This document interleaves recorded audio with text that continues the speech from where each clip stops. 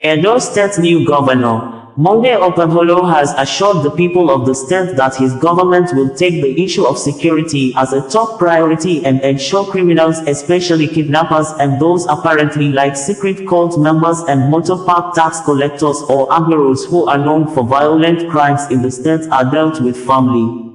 Governor Okpebholo, who stated this at Samuel Ogbemudia Stadium in Benin City on Tuesday during his inaugural speech as the governor of the state, said, "The people of Edo State have suffered a lot from kidnapping and violent crimes in the state." Excerpts of the governor's inaugural speech reads below in quote, "My dear people of Edo State, let me start by thanking God Almighty for His grace and incredible blessings. Democracy has triumphed again in our dear state. For me, this is a humbling moment, made possible by you all. Again, I want to use this opportunity to thank you for your peaceful conduct during the 21st of September 2024 governorship election. 3. Today, you have officially given me the mandate to preside over our dear state as governor for the next 4 years. 4. We will not betray this confidence you have reposed in me and the Deputy Governor, Right Honorable Dennis Idahosa. 5. The welfare of our citizens is top priority for us. To achieve this, we shall implement programs, carefully outlined in my 5-point agenda, designed to grow a robust economic growth and improve the lives of our people. 6. They are security, infrastructure and road development, affordable healthcare, water and food sufficiency, and value-driven education across the state. 7. For a long time now, our people have become victims of kidnapping and other violent crimes. To end this ugly situation, we will be firm in dealing with criminals and improve the security of our land, so that farming and other business activities will flourish again. 8. The deplorable condition of our roads has made it difficult for people to move from one part of the state to another. 9. Our policy to develop road infrastructure is targeted at constructing roads, drainages and bridges, to ease transportation for all. We shall immediately commence work to make the roads passable again. 10. We are also ready to partner with the federal government, the private sector, non-governmental organizations, those in diaspora, and other stakeholders, to develop our state across all sectors. 11. My administration shall support small businesses and market women with soft loans. 12. Our teeming youthful population will not be left out. We shall support them to acquire relevant skills for self-empowerment. 13. My administration shall immediately swing into action to recruit teachers and rebuild the deplorable classrooms. Tertiary education will be strengthened in many ways too, to ensure quality education. 14. Fellow citizens, my administration is ready to link communities that have not yet been connected to the national grid, to ensure that they have electricity. 15. Our traditional institutions shall be given the necessary support to play their role as custodians of our rich cultural heritage. It is in recognition of this that my administration shall support the decision of the federal government to uphold the Oba of Benin as the exclusive owner of the returned artifacts that were looted away by British colonial forces during the Benin Massacre of 1897. 16. To the Edo State House of Assembly, our people have tasked us to work together for the common good of all. My administration is ready to work with you to strengthen institutions of governance and accelerate development. 17. Recall that on the 17th of June 2019, 14 elected members of Edo State House of Assembly were denied inauguration into the 7th Assembly. It was a big blow to our democracy. My administration is setting up a panel of inquiry to investigate the remote causes of that incident, so as to avoid future occurrence. This is very imperative because the legislative arm of government is an essential component for the sustenance of democracy. 18. Under the doctrine of separation of powers, the judicial arm of government shall be strengthened to administer justice fairly and promptly. 19. The delay and refusal by the previous administration to swear in 3 judges recommended by the National Judicial Council is indeed regrettable. The Chief Judge will look into this and take necessary actions without delay. 20. I want to thank members of the Edo Civil Service for their invaluable contributions to the development of our state. Your welfare shall be topmost in my agenda as meaningful reforms shall be initiated to ensure innovation, transparency and zero tolerance for corruption in public service. 21. I recognize the enormous task ahead, but with a firm resolve and God's guidance, we shall prevail. 22. I thank you once again for the privilege and opportunity to serve you as governor for the next 4 years. His Excellency, most distinguished Senator Monday Okpebholo, to give his inaugural address. Thank you.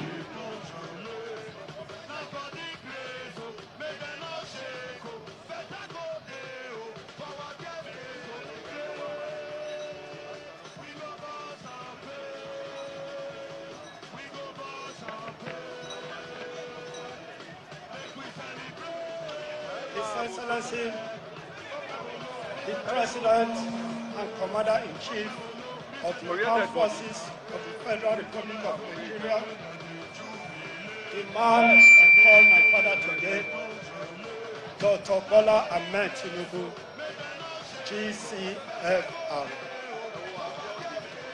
Your Excellency, the Vice President of the Federal Republic of Nigeria, the man I can call my brother, in whom we have things in common, that we can drink kunu and fura de nono together, Dr. Kashimi Ibrahim Shettima. Your Excellency, the National Chairman of our great party, the APC, Dr. Adeola Ajayi, the man who has formula to win election. Your Excellency, the President of the Senate, ably represented by the Deputy Senate President, Jobrin Barao, the Ocommon Senate President. Your Excellency, the Deputy Governor of Edo State, Honorable Speaker, Edo State of Assembly, Your Lordship, the Chief Judge of Edo State, Your Excellencies, former Governor of Edo State, members of the National Assembly, members of the State House of Assembly, Chairman of our great party in Edo State, Royal Fathers, gentlemen of the press, ladies and gentlemen.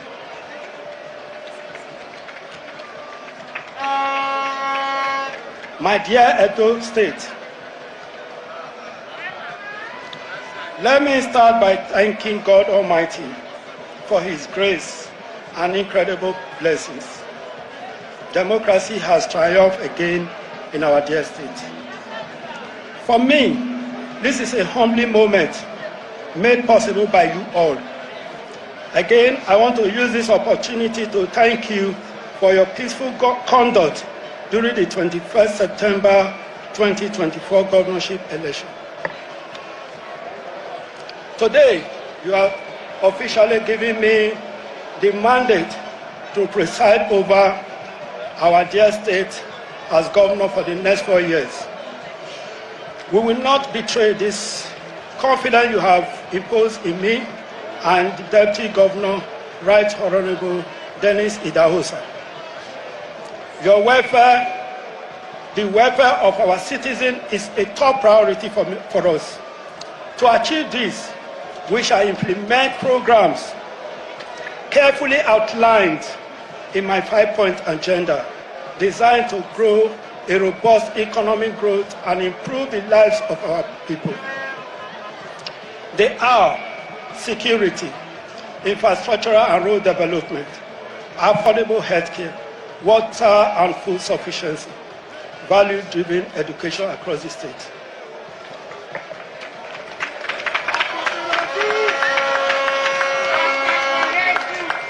For a long time now, our people have become a victim of kidnapping and other violent crimes. To end this ugly situation, we will be firm in dealing with criminals and improve the security of our land, so that farming and other business will flourish again.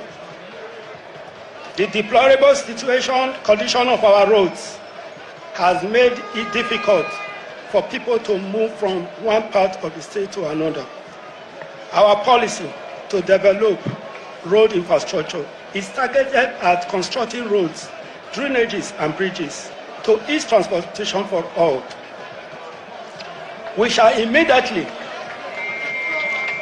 commence work to make the road motorable again.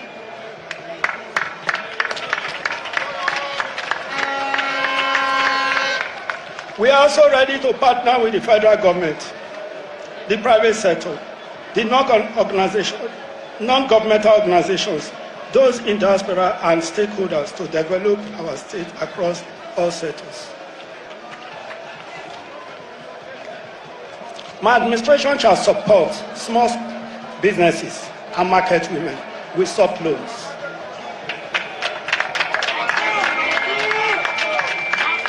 Our teeming youth population will not be left out. We shall support them to acquire relevant skills for self-empowerment.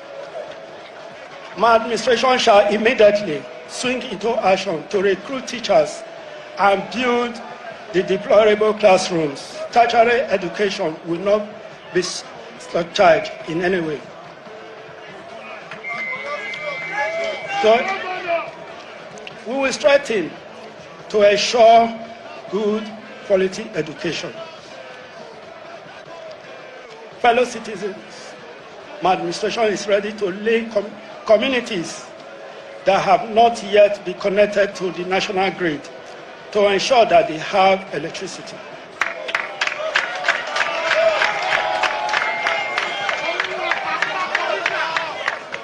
Our traditional institutions shall be given the necessary support to play their roles as custodians of our rich cultural heritage.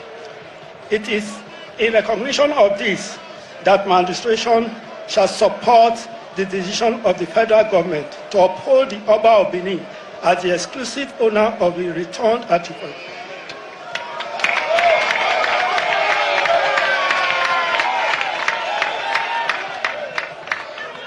That were looted away by the British colonial forces during the Benin massacre of 1897.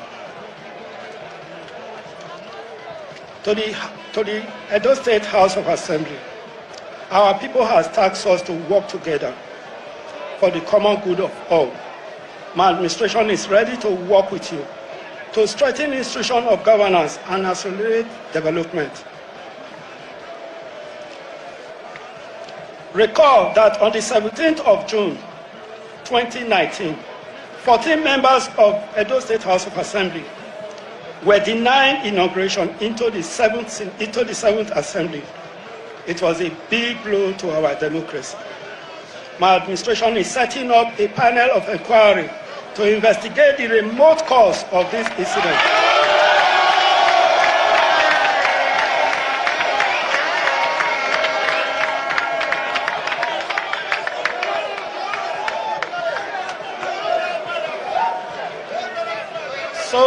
So as to avoid further occurrence, this is imperative of the legislative arm of government. It's an essential component of the coexistence of democracy.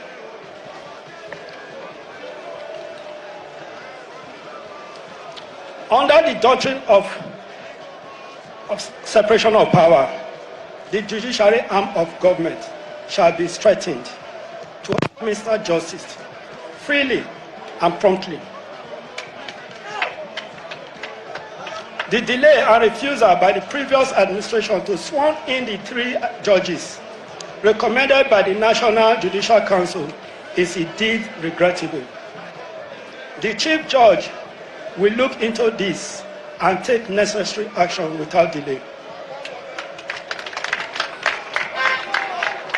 I want to thank members of Edo State Civil Service for their invariable contribution to the development of Edo State. Your welfare shall be topmost in my agenda, as a meaningful reform shall be initiated to ensure innovation, transparency, and zero tolerance for corruption in public services. I recognize the immense task ahead, but with a frame to resolve and God's guidance, we shall prevail. I thank you all once again for the privilege and opportunity to serve as the governor for the next 4 years. Long live Edo State. Long live Federal Republic of Nigeria. Ladies and gentlemen, one more time, a big round of applause for His Excellency, the Governor of Edo State, most distinguished Senator, Monday. Lawyer to the detained Biafra Secessionist Leader, Mazi Nnamdi Kanu has confirmed that the new Director General of the Department of State Services, DSS, Adeola Ajayi, has allowed the team of lawyers of the Indigenous People of Biafra, IPOB, to have access to the Biafra Republic Agitator on Monday. Since September 24, 2024, the DSS restricted his access to lawyers. Kanu's legal team, led by lead counsel Aloy Ejimako, met with the Biafra agitator at the DSS facility in Abuja. According to the press release the lead counsel posted on his X social media platform on Monday. Ejimako said the intervention of the House of Representatives member from Ikwanu, Umuahia North and South Federal Constituency, Obi Agberos, was instrumental in DSS lifting the restriction. Posting on X, Ejimako wrote, "Today, on the directives of the DGDSS, the Emekadal team conducted the first successful visitation with Mazi Nnamdi Kanu since September 27th. Mazi Nnamdi Kanu, who came from the US, was with us. Our Ramrod Legal Forest and Honorable Obi Agberos' intervention were crucial to this outcome." Some media had reported that the DSS had blocked Kanu from having access to his legal team after he caused an uproar at the Federal High Court in Abuja, where he demanded the recusal of Justice Binta Nyako on September 24, 2024. Despite that, the court ordered the secret police to lift the restriction while threatening to jail the DSS Director General for refusal to adhere to its directive. Amid the blockade, Agberos had physically met with Kanu on Thursday, 24th of October 2024, at the DSS facility in Abuja. After the meeting, the lawmaker said he had resolved the issue of restrictions placed on Kanu by DSS. Ejimako, in a press release on October 18, 2024, stated in quotes thus, "Subject: Federal High Court issues judicial warning to Director General of DSS on consequences of disobedience of court order relating to Mazi Nnamdi Kanu." Earlier today, the Registrar of the Federal High Court, Abuja, issued a Form 48, which is a notice of consequences of disobeying an order of court against the Director General of DSS, concerning his persistent denial of counsel access to Mazi Nnamdi Kanu since the 24th of September 2024. The notice, which is signed by the Registrar of Federal High Court, Abuja, states, "Take notice that unless you obey the directions contained in this order, see overleaf, by allowing the applicant's counsel to conduct the court-ordered visitations with the applicant on Mondays, Wednesdays and Fridays, you will be guilty of contempt of court and will be liable to be committed to prison." This notice is necessitated by the repeated disobedience of the court-ordered visitation of Mazi Kanu by the newly appointed Director General of the State Security Services, Mr. Adeola Ajayi, who has, for almost a month, not allowed Mazi Kanu's lawyers to visit him. To be clear, this notice is a quasi-criminal judicial process that forewarns any person disobeying a court order of the penal consequences of such misconduct. Therefore, if the Director General of DSS persists on this ignoble path, He will leave us with no other option than to commence vigorous contempt proceedings against him. Government officials have confirmed that not less than 25 persons, including soldiers, were killed on Saturday morning when a suicide bomber detonated bomb amidst large passengers at a railway bus station in Quetta area of Pakistan shortly after a train arrived the stop, with the Baloch Liberation Army, BLA, armed secessionist group claiming responsibility for the attack. The armed secessionist group, in a statement issued few hours ago, said that the attack was targeted at a unit of Pakistani soldiers who were returning from infantry school. It was gathered that the attack occurred around 9 a.m. with luggage of passengers seen strewn everywhere after the suicide attack. The Baloch Liberation Army, BLA, the secessionist armed group active in the region, said, this morning, a Friday attack was carried out on a Pakistani army unit at Quetta railway station as they were returning via Jaffa Express after completing a course at the infantry school. The attack was executed by the BLA's Friday unit, Majid Brigade. Details will soon be released, BLA stated in the statement issued both in Arabic and English language. The explosion happened when a large number of passengers were present on the platform, a police superintendent, Muhammad Balak, said. Police analysts confirmed that 14 soldiers are among the dead as authorities continue to assess the aftermath, according to local media in Pakistan. It would be recalled that Balochistan has seen a recent escalation in violence tied to separatist demands for autonomy and resource control, with this attack adding to the series of deadly incidents in the province. 53 people among the affected passengers were injured in the attack in the city of Quetta, Commissioner Hamza Shafat said in a statement.